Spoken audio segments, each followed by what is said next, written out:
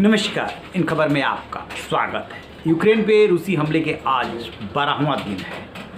4 शहरों पे जो बमबारी हो रही थी उसमें जो है टेम्परेरी युद्ध विराम किया गया है ताकि लोगों को सुरक्षित निकाला जा सके। कीव, खार्किव, सुमी और मारिउपोल। इस बीच प्रधानमंत्री नरेंद्र मोदी ने आज रूसी राष्ट्रपति व्लादिमीर पुतिन से तीसरी बार और जो यूक्रेन के राष्ट्रपति हैं जेलेंस्की उनसे दूसरी बार बातचीत की, क्योंकि यूक्रेन के जो विदेश मंत्री हैं उनका आग्रह आया था कि किया गया था उनकी तरफ से कि प्रधानमंत्री नरेंद्र मोदी पुतिन से बात करें और इस युद्ध को ख़त्म कराएं। आखिरकार जेलेंस्की ने भी पीएम मोदी को से जब पहली बार बात हुई थी तब कहा था कि आप पुतिन से बात कीजिए और इस युद्ध को ख़त्म कराएंगे। क्यों बार बार यूक्रेन जो है भारत से आग्रह कर रहा है कि आप इस युद्ध को ख़त्म करा सकते हैं, आप पहल कीजिए और ख़त्म कराइए। क्या पीएम मोदी इस दिशा में कदम आगे बढ़ा चुके हैं? और पीएम मोदी की पुतिन से इतनी लंबी बातचीत हुई तो क्या बातचीत हुई?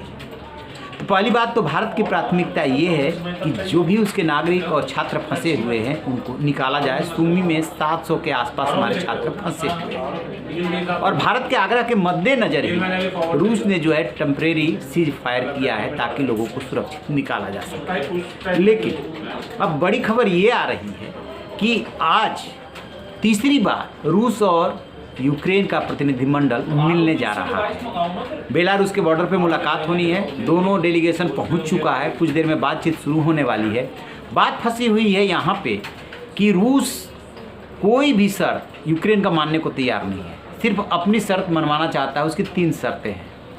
पूर्वी यूक्रेन में जिन 2 स्टेट्स को उसने सेपरेटिस्ट देश घोषित किया है, उनको मान्यता दी है, उसको मान ले वो, यानी कि यूक्रेन अपने एक और टुकड़े करा ले।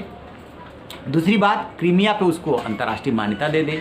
तीसरी बात कि ये जो है परमाणु बम और अमेरिका और जो नेटो से नज़दीकी है इनकी, ये न्यूट्रल स्टेट हो जाए, इनका विसैन्यीकरण किया जाएगा, तब जाकर के बात बनेगी। अब ऐसे में यूक्रेन के लिए सबसे बड़ा सवाल ये है कि किस बात को लेकर के युद्ध शुरू हुआ था और कैसे वो पीछे हट जाए।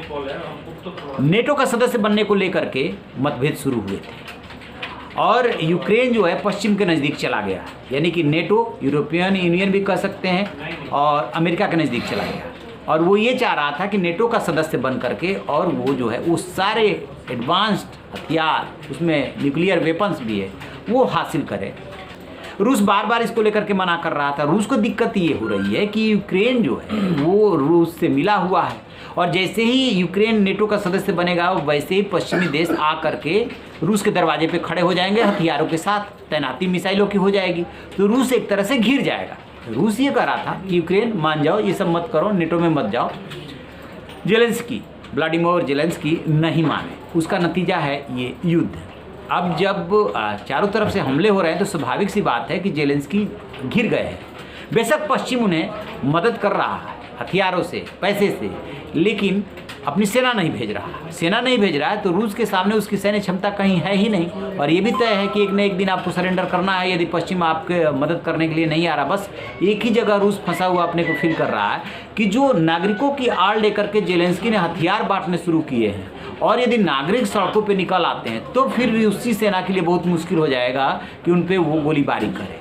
यहाँ पे रूस फंसा हुआ फील अपने को कर रहा है कि ये काम हम नहीं करना चाहते। साथ में अभी तक जितने उसने हमले किए उसमें ये भी संदेश देने की कोशिश की है कि हम आम नागरिकों को नहीं मारना चाहते।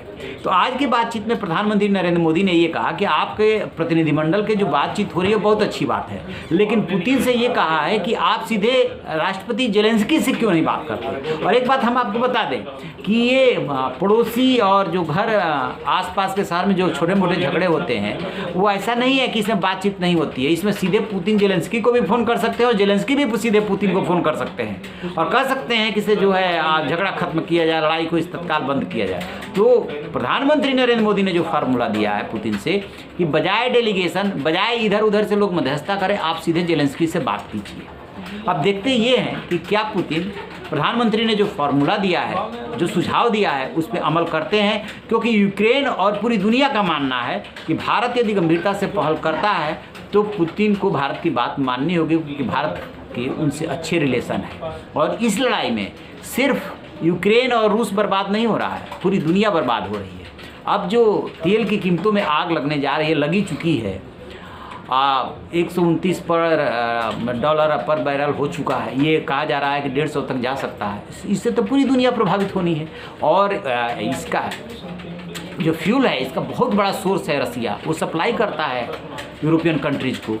तो बर्बादी दोनों तरफ की होनी है, लोगों को नुकसान होना है, लोग ऑलरेडी कोरोना से कराह रहे हैं। ऐसे वक्त में यदि पीएम मोदी और भारत आगे आते हैं तो निश्चित रूप से युद्ध को रोकने में मदद मिलेगी। इस पर हमारी नज़र रहेगी कि जो अभी डेलीगेशन स्तर की बातचीत चल रही है उसका क्या नतीजा निकलता है, और पीएम मोदी ने जो पुतिन को सुझाव दिया है, जेलेंस्की को सुझाव दिया है, उसका क्या नतीजा निकलता है। क्योंकि आज पहली बार ऐसा हुआ है कि एक ही दिन पीएम मोदी ने एक तरफ व्लादिमीर जेलेंस्की से बात की है, यूक्रेन के राष्ट्रपति से, और उनसे बातचीत करके फ़ोन रखने के बाद उन्होंने सीधे जो है रूस के राष्ट्रपति पुतिन से बात की है और दोनों को ये सुझाव दिया है। तो जैसे ही इसको लेकर के कोई अपडेट होगा हम आपसे साझा करेंगे। आप रहिए बेखबर, देखते रहिए इनखबर।